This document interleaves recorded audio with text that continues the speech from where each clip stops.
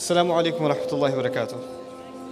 الحمد لله رب العالمين والصلاة والسلام على سيد الأنبياء والمرسلين وعلى آله وصحبه أجمعين ثم أما بعد فأعوذ بالله من الشيطان الرجيم فأما من خاف مقام ربه ونهى النفس عن الهوى فإن الجنة هي المأوى اللهم أدخلنا في الجنة. I want to talk about the fear of Allah Azza wa Jal in this 30-minute or less session that we have together. But before I do, I want to share with you some obstacles that you and I face in dealing with this subject in a healthy way. First and foremost, there are different kinds of people in the audience, and obviously within the Muslim community also. There are people at different levels in their relationship with Allah.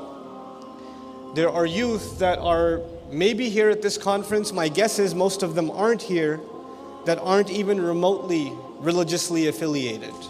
That, as they were coming up, even if they were coming up in a Muslim household, the religion wasn't emphasized that much, and they don't see the need, not even for the Jumu'ah prayer, even on the Fridays that they're off of school.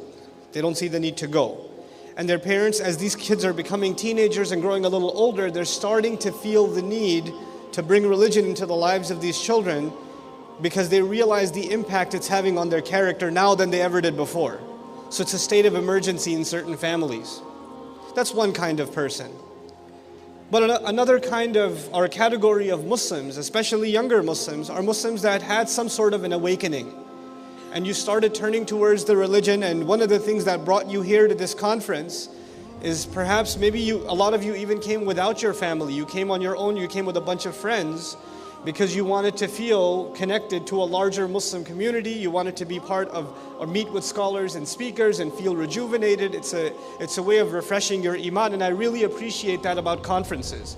At the end of I've been coming to conferences since I can remember, my entire adult life. And people complain sometimes, well, in conferences you only get a 20-minute speech or a 30-minute speech, and there's too many programs going on. You don't even learn anything because the topics are all over the place. And I've always believed that's not the point. It's the halal party of the year. That is what a conference is. So if you're coming here with friends and you attend, okay, you heard a little bit of good advice. You didn't come here to learn. Please don't be offended. Other people, shuyukh, have a lot of great wisdom and knowledge to offer. But really, guys, you're sitting here, half the time you're on your phone. So you're not here to learn. Let's be honest with ourselves. We're here to get a little bit of good advice, inshallah ta'ala. Get a good vibe and feel good about being Muslims that have come together for something good. And inshallah ta'ala, leave with a positive spirit to do something more with our lives after we leave. And that in and of itself is a worthy goal. It's a worthy goal. I don't think that the only goal for Muslims is to learn. I don't think that. I do think coming together and feeling inspired. I bring my kids every year because I want them to see all kinds of weird Muslims walking around. And they say, that one's Muslim too. And I say, yep, that one too. I want them to feel that. But as we grow in our religion, one of the things that starts happening is we start talking about the problem of the Muslims, the problem of the masjid, the problem of the world, the problem of politics, the problem of, da'wah in America, the problem of some brothers and sisters on my college campus who don't do this and don't do that. And brother, I was talking to this one Muslim who doesn't pray. How do I convince him, etc., etc. Problems, problems, problems, and they're usually somebody else's problems, and you're trying to figure out the solution to everybody else's problems. In other words, the more religiously awakened you get, after a while, your concerns shift from predominantly being concerns about yourself to concerns about others. You just worry about others as though you have already been resolved. That territory has already been conquered. Now it's time to move on and help somebody else. May Allah help those Muslims, brother, those guys from the Pakistan Student Association. Why aren't they in the MSA, the ones that are already 1 foot into Jannah? Why aren't they there? Why aren't they at the neighbor net? Why aren't they at this program or that? Or why aren't they showing at the conferences? What can we do for them? Well, first and foremost, we have to do something for us. And that's what this conversation of fear is about. I'm trying to address all of these different kinds of audiences, and there are even more categories. But let me tell you something. The more you're out there in activism and doing things, there's a very natural tendency to forget about yourself. You start getting concerned with the organization that you're serving, with the program that you're putting together, with whatever activity, and you start losing yourself in the process. At the same time, there's another problem. And this problem is across humanity, and Muslims are no exception. You know, there's a certain perception you have of me, whatever that's based on. But it's not the same perception that my wife or my children have of me, or what my parents have of me. It's not the same perception. They know a side of me you will never know. And I know a side of you that's just partial. We meet each other in public, we say salams to one another. Even if we speak to each other for a little bit, I don't really know you and you don't really know me. But you know what happens when we present ourselves in public and we're out there all the time meeting with people, interacting with society, and we're not by ourselves much? You know what happens? We forget that there is such a thing as also talking to yourself. There is such a thing as being reconnected with yourself. You know, we present a certain version of ourselves to the outside world. There's a certain kind of language you're not going to use at an interview. There's going to be a certain kind of tone you're going to take when you're talking to your employer or the imam of the masjid, or when you have a question with a scholar or something. There's going to be a side of you that you're going to present. And when you're among your friends, or you're at home by yourself, or you're among people that just completely know you, there's a different side of you that comes out. There's a different side of you. But you know what happens for some people? They put that face out for so long, they even forget who they really are. You become so used to presenting this version of yourself to the outside world, you don't even know what it means to look in the mirror anymore. You see someone who's not really there. We're not able to be honest with ourselves. I mean, really, how many of us have done the actual exercise of, I know it sounds a little psychotic, but it's healthy. I actually happen to think it's therapeutic. To talk to yourself and to be able to say to yourself, here are my shortcomings. Here is what is wrong with me. I tend to have an anger problem. I rush into things. I start things and I don't finish them. I don't give enough attention to one thing. I'm involved in too many things. I have short attention span. I am rude because when somebody's talking to me, I just start talking to somebody else. Or I can't seem to put my phone down. Or I have this addiction online that I can't get rid of. Or I have these friends, when they do the wrong thing, I don't say anything. I become a coward. I don't say anything. I don't even give them sincere advice. Or I have these late night hangouts and I keep missing Fajr. When is the last time we actually sat down and said, here is what I would like to change about my life? We're so worried about the world's problems, like we don't have any. And when you forget that you don't have problems, then the only fears you have is for others. You no longer have fears for yourself. What is a surprise then? Then when the dua is being made, when the Quran is being recited, you and I are having a hard time finding a tear to come out of the eye. Because the genuine fear is no longer there. That thought is not recurring in our minds. Hope is very powerful, but fear balances it. They have to go hand in hand. You can't have one or the other. And so this last session, I want to try to balance the equation. It's not a counter to hope. It's the balancing of that conversation. And it's a necessary part of that conversation. Our religion is not fire and brimstone, though it mentions fire and brimstone. And it does that in a very balanced way. The other problem we suffer, before we can have a healthy conversation about fear, the additional problem we suffer, one is we just keep presenting this, artificial version of ourselves. Thanks. The other problem is overstimulation.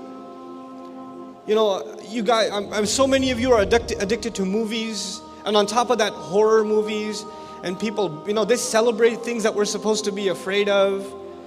Just this morning when we got to the hotel, I was going to put some PBS on for my kids because they like watching some of the shows, and I was going to put like a cartoon on, and you know how on the hotel TVs they have the movie trailers? So they had, Hellraiser or something? Hellrider? I can't tell. Ghost Rider. Dude's face is on fire. He's riding a motorbike, and he's supposed to be a character that you love. Like, this guy is awesome. His face is on fire. Hell is a joke. Your face on fire is entertainment? Do you understand how diluted that is? And by the way, I can't think of, outside a 2-year-old, my 2-year-old just saw a glance at that and he got scared. But nobody else got scared, which is disturbing. It's disturbing that nobody else got scared because now these unusual, weird things have become normal for us. Stuff blowing up, people on fire, you guys are playing video games where the headshot is the best shot to take. You know, I got like 5 headshots in a row, bro. Slow motion, play that in slow motion. Oh snap, that's good. You know, should I turn the blood off or on? No, turn it on, bro, turn it on. Turn the blood on, you know. You're not disturbed by that. And then some of you are addicted to these like really disturbing, gory horror flicks. And the more bloody and, you know, disgusting they are, the more you want to watch them. And on top of that, you're a vegetarian. I don't understand the reconciliation. But regardless, it is overstimulated us. And so when the Quran presents a picture of fire, presents a picture of torture and punishment, it's like, you know, I mean, yeah, it's bad. Can't be that bad. We're just overstimulated. There's nothing that affects us anymore. These words don't have an impact on us. And that's a very deep spiritual problem. It's a very deep spiritual problem. Just like, you know, if you have a bad diet, you have some very serious physical issues. You have a drain in energy when you're not eating healthy food. You start being tired over very little work. And slowly your body starts deteriorating and you're prone to some very serious diseases. Spiritual stagnation is just like that. If you're not taking in a healthy spiritual diet and you're not resisting junk food, junk intake, you know, spiritual poison, if you're not avoiding that, then you're going to have these consequences. And one of its biggest consequences is, at least the one that I see, you know, and I struggle with it myself and I see it in the youth especially, there's no more fear. There's no fear. And actually, even if the religion talks about fear, the first thing we do is complain about it. Like, why is the Quran... This girl came up to me, told me, why does the Quran talk about hell? And this girl, actually this happened, of all places in Boston it happened. She came up to me and she said, you know, I used to be a Muslim and I left.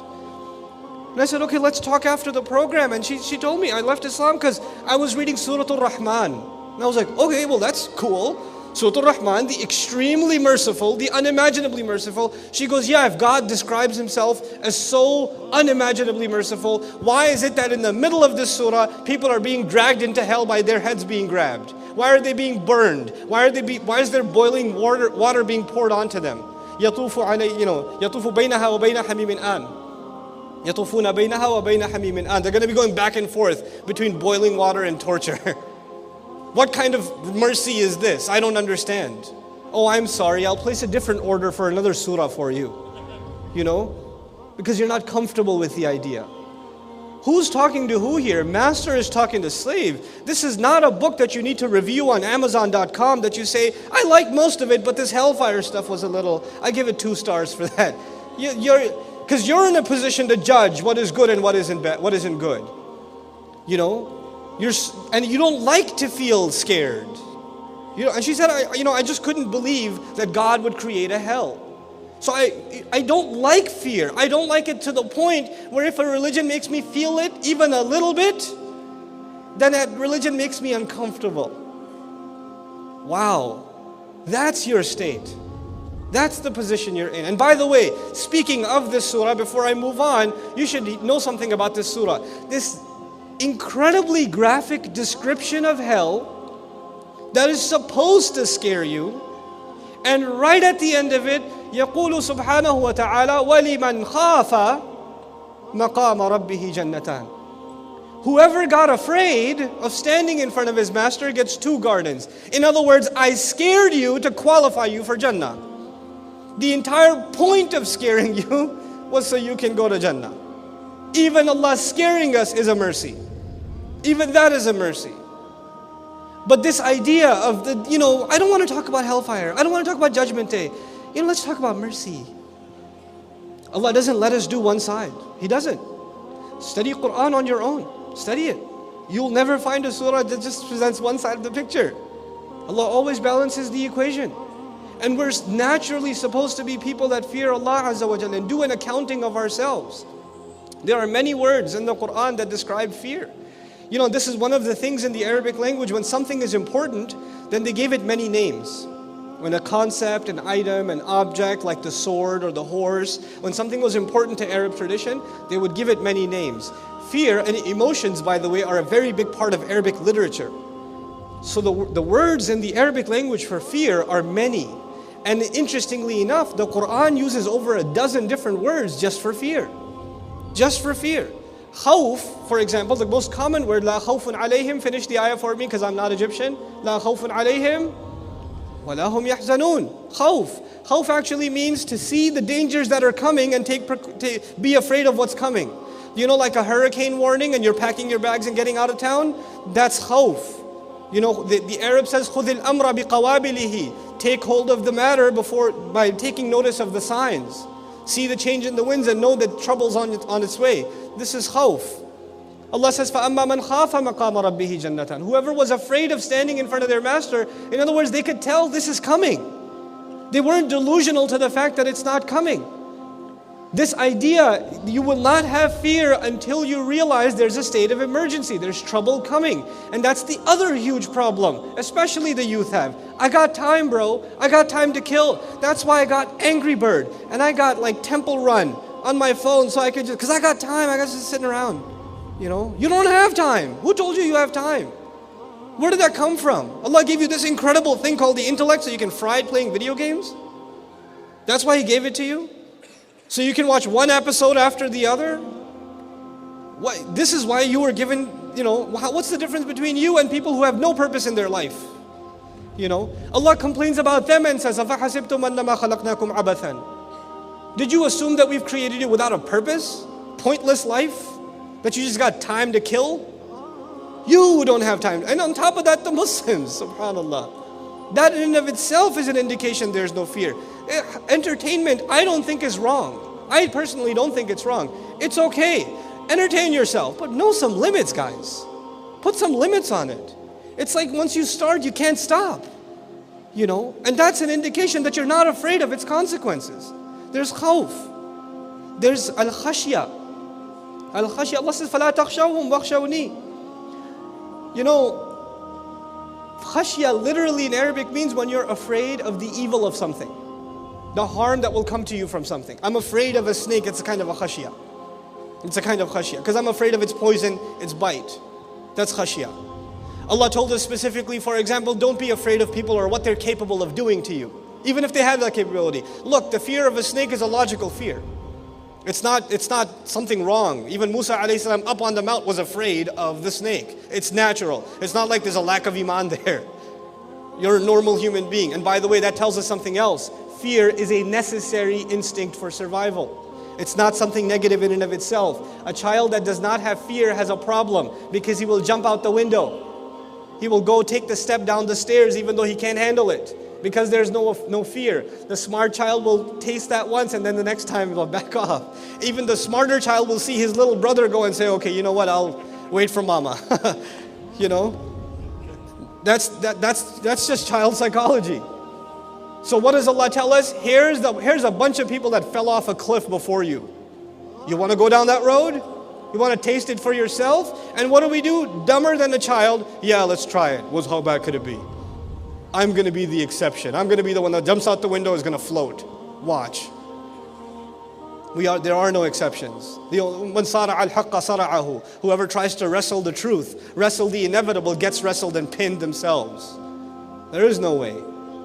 Fear is a healthy thing, in its place. In its place. But I want to talk to you about this other kind of fear. There's so many words in the Quran for fear, I can't possibly go through all of them with you. But a couple more. Al-khushu', which is usually associated with concentration and humility in the prayer, but has an element of fear in it. Khushu' has an element of fear in it. And some scholars even argue it's the element of fear that goes from your heart and starts affecting your limbs. You're so afraid you start feeling it in your muscles. Your muscles start getting soft. You start feeling a tingle. That kind of fear. That's khushu'. When is khushu' experienced? You guys already know the answer to that. When is that kind of fear, among other things, experienced in the life of a Muslim? Where does khushu' happen? In salat. Allah says, أَلَمْ يَأْنِ لِلَّذِينَ آمَنُوا أَن تَخْشَعَ قُلُوبُهُمْ لِذِكْرِ اللَّهِ في سورة الحديد. 57 surah, He says, isn't it time for believers yet that their hearts should be filled with awe, they should be overwhelmed by the fear of Allah. by the mention of Allah, by the remembrance of Allah, meaning by the Quran. A genuine recitation of the Quran, not to perfect your tajweed, which is important, not to study tafsir, which is important, not to understand the Arabic language, which is important. A genuine recitation of the Quran, you're just sitting there because you want to know what Allah is saying to you.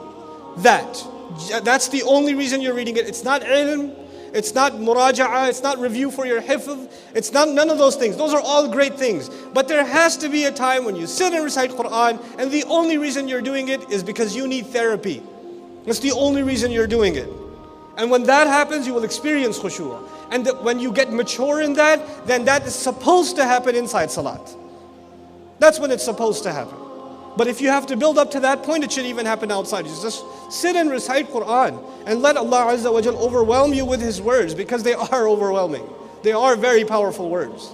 It's no small thing. And Allah complains, hasn't the time come yet that their hearts aren't overwhelmed with emotion because of what Allah has revealed? These words aren't powerful enough?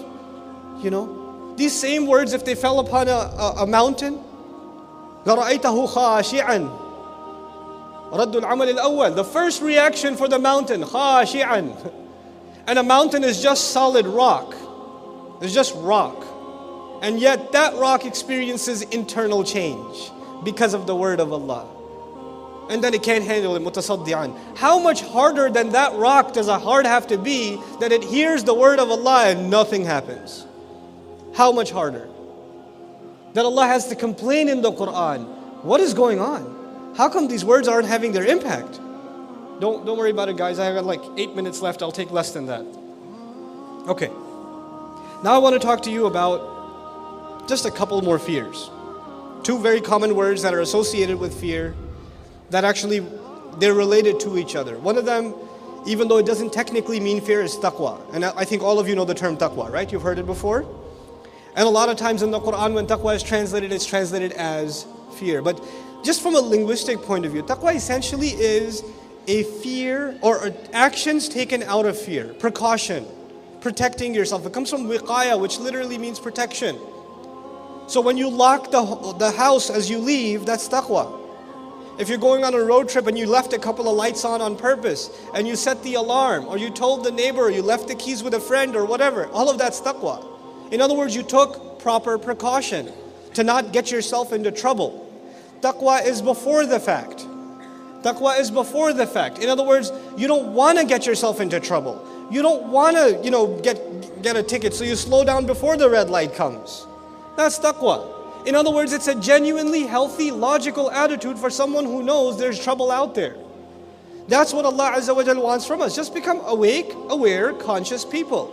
Be aware of your environment. Know that this thing is going to land you into trouble. I remind you something about taqwa that I want to share with you. Allah Azza wa Jal did not tell us, or tell Adam alayhi salam, don't eat from the tree. لا تأكلا من هذه الشجرة. Don't eat from the tree. He didn't say that. فقال لا تقربا هذه الشجرة. Don't go near the tree. Now, the next part of the ayah is لا تقربا هذه الشجرة فتكون من الظالمين. Don't eat from the tree. Don't go near the tree, rather. You'll become from the wrongdoers. But there's a step in between. Don't go near the tree. If you do go near the tree, as a result, you'll get tempted by the fruit. Then you will eat the fruit. Then a whole bunch and then eventually you'll be counted among the wrongdoers. There's a whole process. But as far as Allah is concerned and His knowledge of human nature is concerned, because He knows what He created, He says once you're within the gravitational force, you get close enough, you will get sucked in. So if Adam alayhi salam was told that, you, my brother, cannot say, nah, I can handle myself. I got this. It's not haram, is it? It's just like almost haram. You can't do that. Because now you're within the gravitational field. You have to be afraid of the fences and even beyond. You have to stay out of the neighborhood. You got to stay away. You can't even go near it. This is a very powerful thing Allah taught us. Not just to fear Him, but to fear the things that lead us to sin. To be afraid of the things that lead you to sin. You're heading in the wrong direction. You're not doing anything wrong yet, but I could see where this is leading. So stop. Let me give you guys a little bit of an example, just so this is not entirely theoretical. So, sister comes up to me and says, or the brother comes up to me and says, this Christian girl in college is asking questions about Islam and she's asking about God. Or Muslim girl comes up to me and says, this guy in my college class, he's asking a lot about God and he has these questions. Could you help me answer them? Because he keeps arguing with me. Lady, sister, he's not arguing with you because he has a theological concern. Because those questions have well been answered online and there's plenty of resources on that available. He just wants to spend some more time with you. And maybe deep down inside you already know that. But you come and you say, no, I'm trying to give him da'wah to Islam. And you say, I'm going to help this sister out. She's a sister, inshallah. I want to help her out and we're just going to meet at Starbucks and discuss Tawheed. That's what we're going to do. This is da'wah to Islam. And then maybe one day, it's not Ramadan yet. So yeah, inshallah ta'ala, right after between Maghrib and Isha, I'm going to take her to this restaurant. It's a halal restaurant. We're going to do our totally halal da'wah. And somebody says, brother, what are you doing? I was like, eating food at a restaurant, bro. Is that haram? Is talking about Allah haram? No, but I could see where this is going. And then 4 months later, bro, there's a sister. She's ready to convert. And I want to marry her. Is she really ready to convert? No, but I think she might. How do I convince my parents? Yeah. And what you're not, and this is the halal version of what you tell the imam. What happened in between, we all know. We're not dumb. Okay? I was in college too once. I know how this stuff goes. And when you question the guy, you question the girl, you say, what are you talking about? Astaghfirullah, I would never. Really? You would never? You get sucked in, you don't even realize it. One thing leads to another. One thing leads to another. You have to be afraid of these things. And this will never happen. I'm going back to the beginning of my conversation. You will not be afraid of these problems if you don't really know who you are. If you're delusional about yourself. If you think that everybody else has a problem, you're here to save the world. You're here to give them Islam. If that's what your mentality has become, then you will never think that you have a nafs problem too. You have shahawat also. You have the waswasa of shaitan too. You won't even be worried about that. أَتَأْمُرُونَ النَّاسَ بِالْبِرِّ وَتَنْسَوْنَ أَنفُسَكُمْ. And by the way, I'll end with this last two kinds of fear. As I said, taqwa is before the fact. You take precautions ahead of time. And then after that, there's wajal. Al-wajal. Wajal is after the fact. You're afraid of what you've done. You're afraid of what you've done something wrong and you're super scared. Man, I'm going to get caught. I don't know what's going to happen. I did this, bro. I don't know. I got to talk to this imam. I got to send him a brother. I've done this really terrible thing. What should I do? I'm really scared. I can't tell you how many of those emails I have to delete. Don't send me those emails. Talk to a counselor. Ask me Arabic questions, okay? But wajal is after the fact. So Allah says, إِذَا ذُكِرَ اللَّهُ وَجِلَتْ قُلُوبُهُم. When Allah is mentioned, when Allah is remembered, their hearts start trembling out of fear over what they have already done. In other words, standing in salat, reciting Quran, khushu' and wajal. Wajal meaning your heart starts getting overwhelmed. Man, Allah Azza wa Jal just said, وَالَّذِينَ هُمْ عَنِ اللَّغْوِ مُعْرِضُونَ. They stay away from useless conversation. I just finished one. Oh. وَالَّذِينَ هُمْ لِلزَّكَاةِ فَاعِلُونَ. They're constantly trying to cleanse themselves. I just finished watching some filth. Oh, strike two. I am afraid of what just happened. You're supposed to get afraid. You're supposed to be a muhasabah of yourself. This is wajal. But the last kind of fear. I find this fascinating. Of the many kinds of fear, I just want to talk to you about this one. This is called ar-rahab. Ar-rahab. Ra, ha, and ba. From it we get the word rahbaniyya. Rahbaniyya. Rahbaniyya in Arabic means basically like a monk lifestyle where you la turid ladhat ad-dunya. You don't want any pleasures of the world. You want nothing to do with them. You know how these monks, they dress in uncomfortable clothes and they sleep on like the floor and they don't eat fruit because it might taste good or something, They don't want anything to do with worldly pleasure. They want to deny them all of that. But from that derivation, you get one of the words for fear. And that word for fear particularly is used for the Israelites. In one case, for example, وَإِيَّايَ فَارْهَبُونَ. Be afraid only and only of me. Rahab is used. The question arises why? Some of our ulama commented on the word rahab here. They said the problem of Bani Israel began with self-righteousness. They were self-righteous. They assumed they got it all figured out. Everybody else has the problem. As a result of their self-righteousness, they stopped fearing Allah. And when they stopped fearing Allah, even their motivation for Jannah was gone. When the fear of hell goes, next thing to go is what? Motivation for Jannah. One motivation dies, the other motivation dies. And if no longer there's no longer a fear of fire, and there's no longer a motivation for paradise, then the only motives you have left are here. Now listen to this. Listen to this catch. Ar-rahab, I told you rahbaniya, otherworldliness. Yeah, otherworldliness. Rahab is a kind of fear that makes you lose the pleasures of this world. When you have that fear, you want nothing, you forget all the pleasures of this world. They were so immersed in worldly pleasure and they were so engrossed in it, the kind of fear Allah wants from them is the one that negates their addictions, the one that removes them. So He says, فَإِيَّايَ فَارْهَبُونَ. This is the state you've reached. It's one of the most terrifying states of fear in the Arabic language. You're so afraid that nothing good comes in your head. You're completely overwhelmed in your fear. Allah used that word specifically for a people that were so deeply engrossed in this world because their motivations for the akhirah were gone. Their motivations were gone. My final comment, I know it's salat time. My final comment about this issue, one of the ways to reconcile hope and fear, is in the life of a Muslim, maybe your first entrance into Islam was something that scared you. Maybe it was a fear. For me personally, it was. One of the things that brought me back to the deen was fear. It really was. Maybe the primary thing that brought me back was fear. But that is you know how you ever heard of the Scared Straight program? Right? It's a healthy thing. That's not the only relationship I have with Allah. That's not the only relationship you're going to have with Allah. But it might be a healthy start. And then eventually that fear will turn into a balance of fear and hope and eventually grow into love. It'll evolve and this emotion will have, this relationship will develop multiple dimensions. But that takes time. So don't be afraid to be afraid.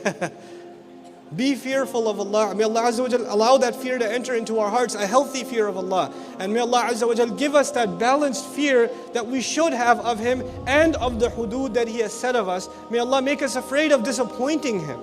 May Allah Azza wa Jal make us afraid of doing less than we are supposed to do. And may Allah Azza wa Jal really put a genuine fear of Him in our most personal moments, when we are away from everybody else, so that we can truly experience the presence of Allah Azza wa Jal in our lives. Barakallahu li wa lakum, wassalamu alaikum wa rahmatullahi wa barakatuh.